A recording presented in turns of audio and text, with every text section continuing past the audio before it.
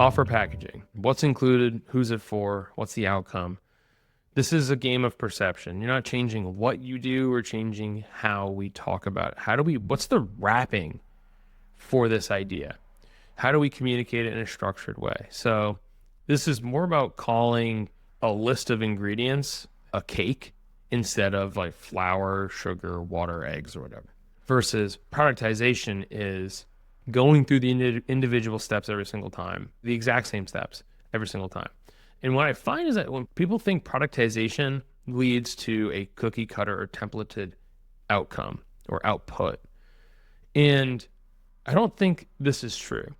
I've run through a highly productized version of my offer creation process dozens of times, and everyone ends up with a different offer. I know Erica has run through her content creation process as a writer and as an editor and as a coach dozens of times with dozens of people, and the outcome and the output are always different.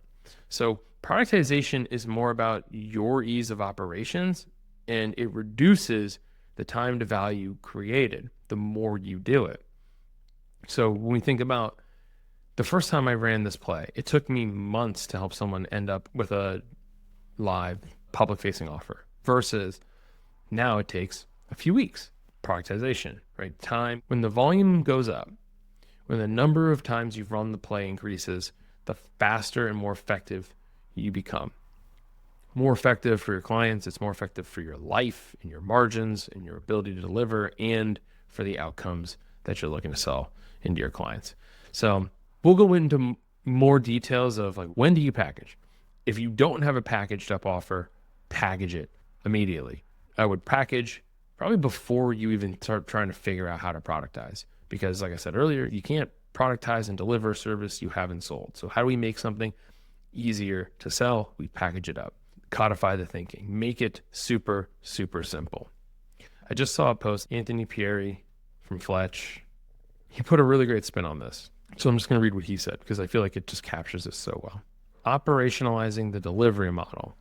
So the more efficient you get, the better client results get. The more efficient you get, the time you spend shrinks, but your pricing goes up.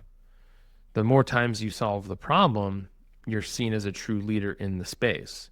The more times you solve the problem, the more patterns emerge that fuel your content, which in then turn drives more clients. And then the more you create the content and market the problem, drastically reduces your sales cycle lengths. They even say that some prospects buy without ever having a call. So a totally touchless service experience. Now that's like the far end, the far extreme. They're in the hundreds, 400 plus times versus the majority of us are probably sub 100, but in the dozens of times. So that is a combination of highly packaged and highly productized. Even if your model isn't highly productized today, the more clearly it is packaged, the more times you run it, it will naturally become more productized because it is a frustrating experience for you, let alone your clients. It's a frustrating experience for everyone when you're trying to manage everything at varying stages and doing something slightly different every single time. So package first, then productize.